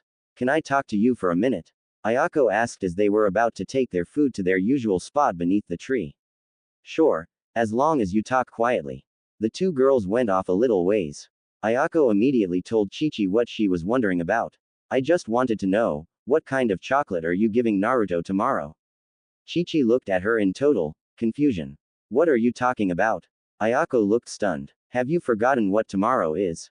It's Maiden's Day. Chi-Chi blinked. So, in Fire Country there were two special holidays unique to that land. These were Maiden's Day and White Day. Maiden's Day was a day when girls and women of all ages gave chocolates to all the men in their lives. Husbands, brothers, sons, fathers, friends, and co-workers. These were usually store-bought chocolates that were a few hundred ryu and known as jiri, obligatory chocolate. But Maiden's Day was also the one day of the year where it was considered safe for a girl to offer a gift to a boy she had feelings for. These were special chocolates that were always handmade by the girl and were known as hanmei, favored chocolate. White Day was a holiday that came exactly 1 month later. On that day the men who received chocolates were expected to give the girl or woman a small, thank you gift, in appreciation. These gifts were usually things along the lines of hairpins, pocket mirrors, or pen sets. So, So aren't you getting Naruto and Sasuke chocolates? No, she said flatly. It's a stupid tradition and I refuse to take part in it. I'm not the sort to give people gifts for no reason. So you're not even going to get Naruto anything? Ayako said disbelieving. No, I'm not. I'm not some silly sentimental little girl. Now let's eat. She headed toward the spot where Naruto and Sasuke were already eating. XXXXXXXXXX. Flashback. This is for you, sensei. She held out a specially wrapped package. Inside was the chocolate she had spent all day making by hand. With an amused smile, Orochimaru accepted the gift. Why, thank you, Anko. I am quite touched. I hope you like them, sensei. The girl said eagerly. I'm sure that I will, he said. She was so happy at that moment she thought her heart would burst. XXXXXXXXXXX. What a stupid, pointless tradition, she muttered sourly. What is? Naruto asked curiously. Nothing. She spat out and chewed on her dango. The rest of them left her alone after that as she was obviously in a bad mood. XXXXXXXXXXX. The next day before class began, the girls sought out the boys to whom they were giving chocolates. Sasuke was put under siege getting chocolates from a dozen girls, most of them being handmade. Ino and Sakura seemed to make a little production over who would give him their chocolates first. Ayako also gave him some, though hers were store-bought. She then went up to Naruto with a small box of chocolates also store-bought. Here you go, Naruto-kun, happy Maiden's Day. Naruto stared at the chocolates. Are these for me? Of course, silly. Ayako told him with a laugh. We're friends, aren't we? Yeah, he said and took the offered chocolates eagerly. Thanks, Ayako-chan. No problem. Naruto then turned to look at Chi-Chi. She frowned and crossed her arms. I got nothing. Okay. She saw his eager smile fade away. I'm not the kind of girl who gives chocolates. You got a problem with that, Gaki? No, it's fine, Chi-Chi-chan. He sat down next to her and did not bring it up again. Ayako sat down on the other side of her and also did not say anything, though the way she was frowning made her opinion obvious. The rest of the school day passed quietly. XXXXXXXXXX. Following class, the two of them were heading back to Naruto's apartment in a strained silence. It doesn't mean anything, you know, Chi-Chi suddenly said. Huh, what doesn't? The chocolates, she clarified. Everyone acts like they're some huge deal, but they're not. They're just candy. It's stupid to think that just because you give some to someone that it means anything special. I guess you're right. He said cautiously. But I still think it was really nice of Ayako-chan to give me some. Even if it doesn't mean anything, it really made me happy. Chi-Chi looked over at him. But it's okay that you didn't get me any. Naruto told her. You're my best friend and I'm happy just getting to hang out with you. If you don't want to get me chocolates, I don't mind. Sighing and looking defeated, she reached into her trench coat and produced a small heart-shaped box. Here, happy Maiden's Day. She handed it to him. He took package and stared at it. A joyous grin consumed his mouth and threatened to split it in half. Thank you, Chi-Chi-chan. You're the best. Don't get the wrong idea, she told him sternly. Like I said, they're just chocolates, they don't mean anything. And don't tell anyone I gave those to you or I'll beat you to death with your own arm. Despite her dire threat, Naruto's joy remained undiminished. Sure, he told her. I'll treasure these forever. She shut her eyes. Kami, I'm hopeless. Come on, Gaki, I'll make us some extra special dango tonight. XXXXXXXXXX. From a nearby rooftop, a certain silver-haired Anbu chuckled at the scene below and planned how he could use it to torture Anko the next time they met. 1 month later, it was White Day. Most of the boys came into class carrying at least one small gift with them. Sasuke came in with a number of pocket combs, all of them identical though of very high quality. Each girl, except Ayako, was thrilled at receiving a gift from Sasuke-kun. When he arrived in class, Naruto went up to Ayako and gave her a small pocket mirror, for which she duly thanked him. He then nervously went up to Chi-Chi and took out a little box that was gift-wrapped and had a red bow on it. Ha! Happy White Day, Chi-Chi-chan. She took the gift from him and managed a smile. You know, you really didn't have to get me anything, Gaki. It's okay. I really wanted to. Somehow his over-eagerness only made her feel guilty. She quickly unwrapped his present. What she found was a doll still in its plastic case. It was a familiar blonde figure with a tiara and a pink evening gown. On the package was stamped, Haruka Heim in pink. She noticed the price was still on it too. This had cost him 3,000 ryu. The chocolates she had bought him had only cost her 500 ryu. Compared to the combs, mirrors, and other gifts being handed out, this was easily the most expensive. You didn't have to get me something this expensive, Gaki. This is worth a whole lot more than the chocolates. I don't mind, he said with one of his huge grins. You mean a lot to me, Chi-Chi, and the chocolates you gave me made me really, really happy. I just wanted to give you something you'd like. Now you have 2 dolls, it's a real collection now, right? Hey, yeah, I suppose it is. She honestly didn't want the thing. But seeing the joy on his face, she knew there was no way she could refuse the gift. Thanks, Gaki, I really love it. Ayako smiled and leaned over. And all I got was a mirror. Naruto looked at her and blushed like mad. I'm sorry, Ayako-chan. I'll get you one too, She stared laughing and waved him off. I'm just teasing, Naruto-kun. I know how special Chi-Chi is to you. Special? Chi-Chi thought nervously. Special how exactly? Before she could give it any more thought, Sakura wandered over. Hey, is that a Haruka Heim doll? Can I see? She reached for it eagerly. On instinct, Chi-Chi clutched it close to her fishnet chest. Mine, she said sharply. Sakura frowned at the other girl. I just wanted to look at it for a second. Ino came over as well. In her hands was the comb Sasuke had given her. So Naruto gave you a Haruka Heim doll. Well, I guess you win for best present. Though of course getting a gift from Sasuke is much better than getting anything else from Naruto or any other boy. It's just because he doesn't have anyone else to get a present for, Sakura said dismissively. That's not true, Pinky, Chi-Chi rapped out. Naruto got chocolates from Ayako too. That's right, Ayako nodded. So what? Sakura asked. Sasuke-kun got them from all the girls in class. She deliberately sent Chi-Chi an amused look. Well, from almost all the girls. What can I say? Chi-Chi replied with a snake-like twist of her lips. I guess I'm just more selective than some. She grabbed Naruto's arm with one hand while continuing to hold the doll tight in the other. Come on, Gaki, let's get our seats. Sakura glared at her back. What a weirdo, she muttered. Ino simply chuckled. Well, what do you expect? He's her partner in crime after all. XXXXXXXXXXX. That afternoon the 4 of them had lunch together as they always did. Hey Sasuke, Ayako spoke with a curious look in her eye. Is there any girl in class that you like best? He took a bite from his rice ball and gave her an innocent smile. Not really, like everyone the same. What about you, Naruto? Ayako said teasingly. There any girl in class that you like the best? The boy instantly turned a deep red.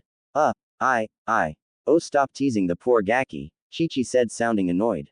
Of course we're close, there's nothing wrong with that. Naruto swiftly nodded. That's right, Chi-Chi is my first and best friend. So she's just a friend to you? Ayako hinted. Of course we're just friends, what the hell else would we be? Chi-Chi snapped. Oh, I don't know, Ayako said too innocently. She glanced at Naruto. What would you like her to be? Naruto stared back at her blankly. What do you mean? What more could she be than my best friend? Ayako's sweat dropped. I guess he hasn't gotten the concept of a girlfriend yet.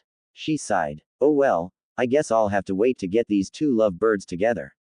XXXXXXXXXXX. That night she went home after having dinner with Naruto again. She placed her new doll on a table next to the one Ayako had originally given her. She grimaced when she thought about what Kakashi would say if he saw this. The one-eyed perv had been teasing her incessantly about giving the Gaki chocolate. No matter how many times she told him it meant nothing, Kakashi continued to bring it up. I really ought to feed him to my snakes, she muttered. She picked up the second doll, the one Naruto had given her, and looked closely at it. It certainly was kawaii, and expensive for a white day gift. It was probably the nicest thing anyone had ever given her. What the hell does that say about my life? That the nicest present I can remember getting came from a 7-year-old. She set the doll back down on her table.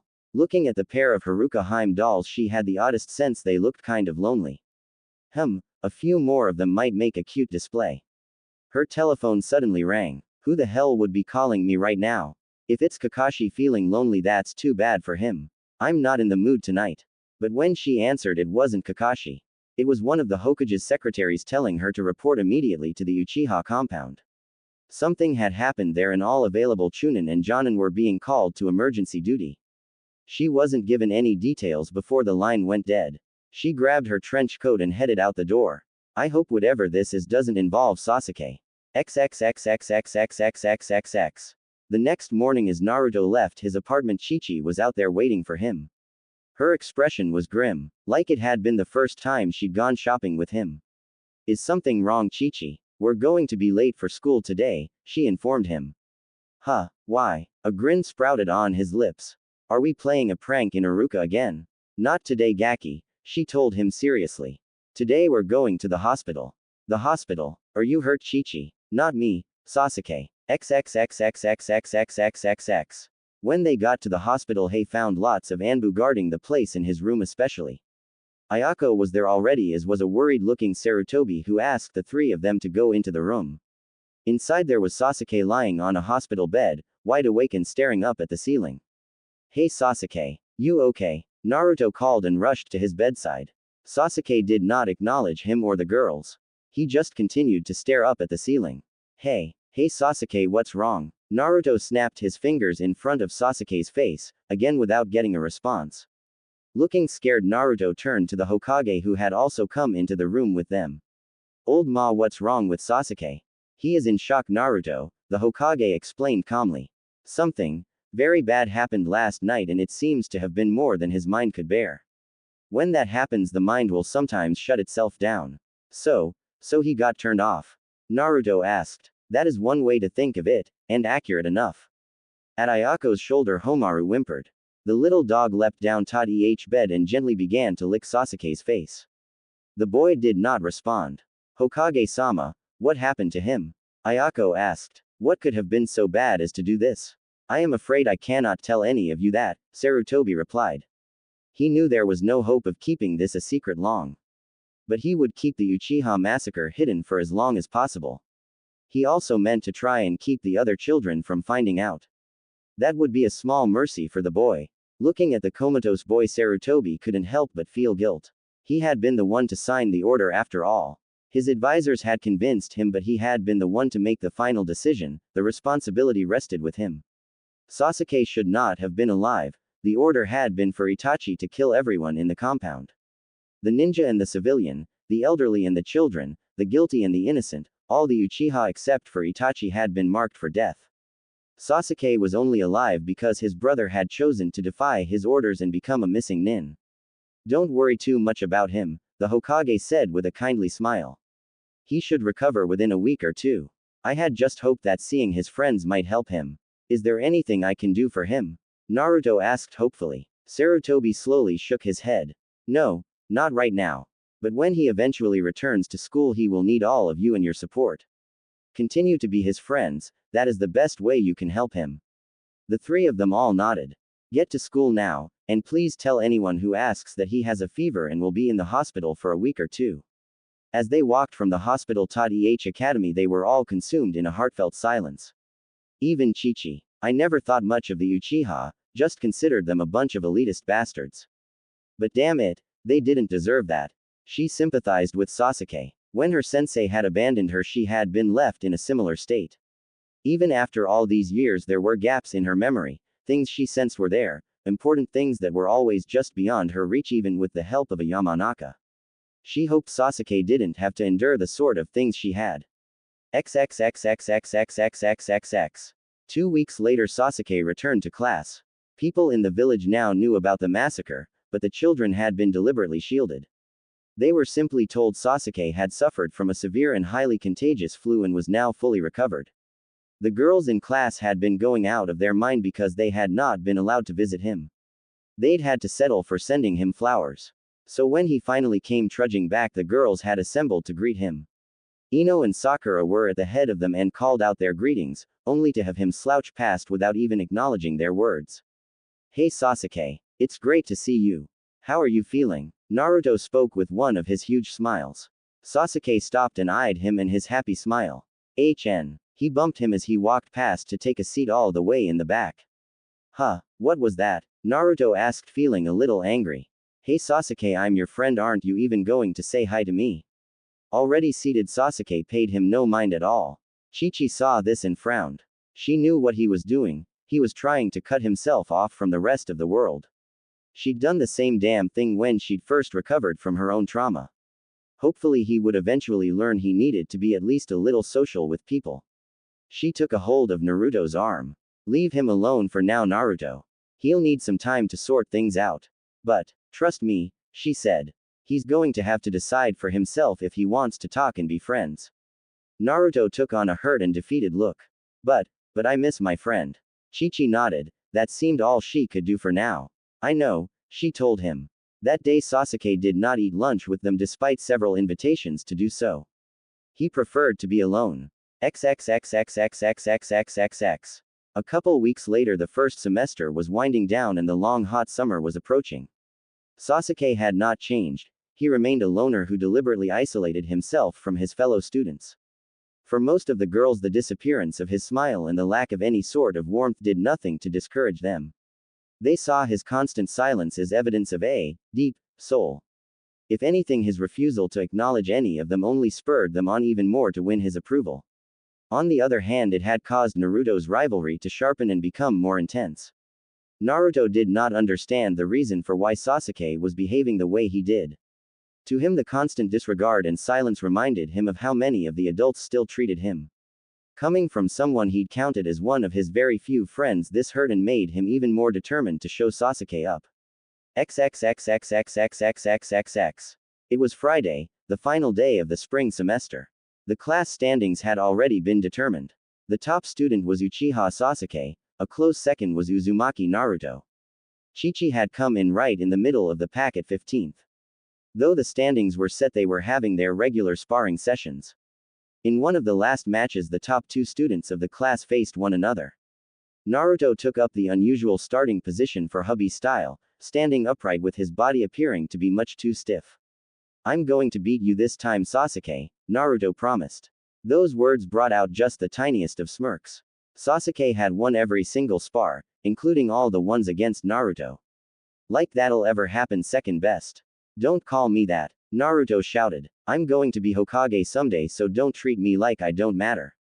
You don't matter, Naruto, Sasuke said coldly. If you want my respect, earn it. As Chi-Chi watched, she saw a look in Sasuke's eyes that scared her. Begin, Iruka signaled. As always, Naruto rushed forward, aggressive and determined to land the first hit. Too predictable, Sasuke thought. He slid to the right, avoiding Naruto's opening lunge and tapping him on the shoulder. Point for Sasuke, Iruka chimed. Growling, Naruto came straight at Sasuke again, his only thought to hit him and make Sasuke acknowledge him. As Chi-Chi watched, she had a dire look. She already knew Naruto was going to lose. More than most styles, hubby required precision and careful body control. As soon as Naruto began letting his anger take over, he became sloppy and lost all the advantages of his style. In the end, it wasn't much of a match as Sasuke easily dodged and scored off counters. When the 3 minutes had elapsed, Iruka called a stop to it. Sasuke wins 8-0. All right, Sasuke-kun, Ino shouted. Cha, you're the best, Sakura yelled. Sasuke walked past his fangirls without acknowledging them. Better luck next time, Naruto-kun, Ayako said. Homaru barked his approval as well. Thanks, Naruto muttered dejectedly. Well, Chi-Chi said brightly. It's easy to see who's number 1 and who's number 2. Maybe when Sasuke's Hokage, you can be his assistant. That snapped Naruto out of his moping. No way am I losing to that Tem. He shouted furiously. Then I guess we'll have a lot of hard training to do this summer. I'll do whatever I have to if it means being number 1. She grinned and nodded. Well, keeping him motivated shouldn't be a problem. XXXXXXXXXX. I want all of you to have a safe and happy summer break, Iruka told them. Don't let up on your training though, or you'll regret it come September. And remember to complete your summer homework, I'll be counting it as your first test grade. Man, what a drag, a certain lazy boy said. Trust Iruka to try and spoil summer break. As most of the children made a beeline for the door and freedom, one student approached her sensei. Iruka stood before his desk and eyed her warily. Yes, Chi-Chi. From out of her pack she produced a shiny red apple. She presented it to him with shining eyes and a huge friendly smile. This is for you, sensei. Iruka took the proffered apple with care and held it out at arm's length. Is it poisoned or should I expect it to explode? Ah, don't be like that, sensei, she said with a pout. I know the Gaki and I have played a couple pranks on you, but it was all in good fun, you know. You've played at least 20 pranks and because of them I've had to buy new pants 6 times, Iruka said flatly. He'd started to keep spares in his locker. Maybe I went a little overboard, she admitted. Think of this apple as a peace offering. Uruka eyed it and began to sweat. It's going to explode, isn't it? Uruka-sensei, I give you my word that there's nothing wrong with that apple, she said with a merry wave and headed for the door. Have a good summer, sensei. As soon as she was gone from sight, Uruka expertly tossed the apple into a wastebasket on the other end of the room. When it did not explode, he sighed with relief. He sank back into his seat and relaxed as he gathered up his things. 3 months without those two harassing me, thanked Kami. As Uruka stood, the wooden chair came up with him. As soon as he saw it, he groaned. XXXXXXXXXXX. From a classroom window, Chi-Chi and Naruto giggled. Naruto still had the jar of glue in his hands. Poor Uruka, Chi-Chi said sympathetically. I guess that's 7 pairs of pants we ruined. Naruto laughed. Doing pranks with Chi-Chi always put him in a good mood. Well, be sure to get a good night's sleep, Gaki. We start training tomorrow at 6 sharp. I'll meet you in the park. Hey, you're leaving. Aren't we going to eat together? Not today, Gaki. There's something I need to take care of. She took off before he could start to whine. XXXXXXXXXXX. Sasuke had managed to lose his fangirls and was almost back to his apartment. He couldn't stand to live in the Uchiha compound anymore, so had gotten himself a luxury apartment in the best section of the village. Since he was the last Uchiha, his murderous brother did not count, he had access to the Uchiha fortune, so money was not an issue. As he was approaching home, he cut through an alley that was a shortcut. He was surprised to spot a certain figure in her familiar fishnet and trench coat at the opposite end of the alley. What do you want? He asked gruffly. I'm not interested in seeing a stupid movie or getting something to eat. Relax, Sasuke, Chi-Chi said. I'm not one of your fangirls and I'm not here to ask you on a date. Then what do you want? I want you to fight me, she said pleasantly. He stopped and gawked at her. You're kidding, right? Like all the rest of his class, he'd beaten her in every spar.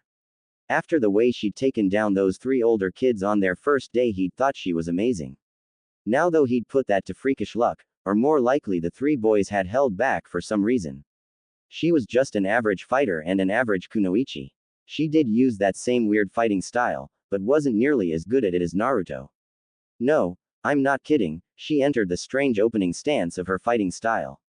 If you want to go past me, you have to fight. Is this because of what I did to your boyfriend? Okay, first off, Naruto is in no way anything more than a friend to me. Second, I have no problem with you beating him in that spar. You were better, you deserved to win. So what's the point to this? The point is you, Sasuke, she told him. I saw something in you that I don't like and I'm going to change it. I think you need to be humbled. I think you've got too many people telling you exactly what you want to hear. I think you need to be reminded that you're nothing special. She saw him stiffen and a look of disbelief crossed his face. Oh, you don't like hearing that, do you? Don't like being reminded you're just one student ninja in a village full of real ones. I'm an Uchiha, of course I'm special. She smiled sweetly. You mean like Itachi? He's real special too. Do you want to be like him, Sasuke? She saw fury fill him as he tossed down his books and pack. It figures that would be his weak point. Fine then, I'll show you just what I am. He raced towards her. She stood perfectly still and waited for the moment to strike. Now, she thought with perfect calm. With all her strength, she delivered a punch right into the middle of his face. XXXXXXXXXXX. He never saw her move. 1 second she was nothing but a target, then the next he felt as if he'd run face first into a brick wall. He went flying and landed in a pile of garbage. He cried out in sudden pain and tasted blood. Reaching up, he touched his broken nose and felt it throb. Yeah, you showed me what you are, all right, Chi-Chi said dismissively. A weak little boy. He stared up at her only to see contempt in her eyes. How did you do that? He struggled back to his feet, shaking off the bits of stinking trash that stuck to him. She ignored his question. Do you think being alone makes you strong, Sasuke? Are you that stupid? Not being able to trust and work with others is a weakness, you idiot. Having people you care about and who care about you, that's the greatest source of strength there is. When a ninja must fight to protect the people dear to him is when his true strength comes out. If all you care about is yourself, then you'll never become really strong. That's a lie. My brother never cared about anything and he was strong. She stared into his eyes. Eyes that were filled with that look. Does that mean you want to be just like him? She asked quietly. No, never. But that's what you're doing, Sasuke. Stop and look at what you're becoming. Do you really want to be someone who has no friends and cares about only himself and his own power? Is that the man you want to become? He hesitated. I'm an Avenger. I have to do whatever I can to acquire power. Do you really think you're the only one to ever be betrayed and want revenge? She asked him coldly. I know more about wanting revenge than you do. That's fine. Seek your revenge and work hard to get stronger. But don't let that be all there is to you. If that's all you have in your heart, it'll start to poison you until you become exactly what you hate. Think about it. She left him standing there bloodied and covered in bits of garbage. XXXXXXXXXXX. Walking back to her apartment, she knew that if the Hokage or the council ever found out what she'd just done, she'd be arrested and likely put in prison. Everyone was desperate to coddle and please the last Uchiha. None of them seemed to see the dangerous sense of superiority this was breeding in him. Ordinary laws and morals only apply to ordinary people, little Anko. Orochimaru had told her. She shivered at the memory. Sasuke needed to remember he was a part of the village, not that he was somehow above it. She knew that if Sasuke told anyone what had happened, she was in serious trouble. But she was sure that his pride would never let him admit he'd gotten his kicked by anyone, especially not by a female classmate.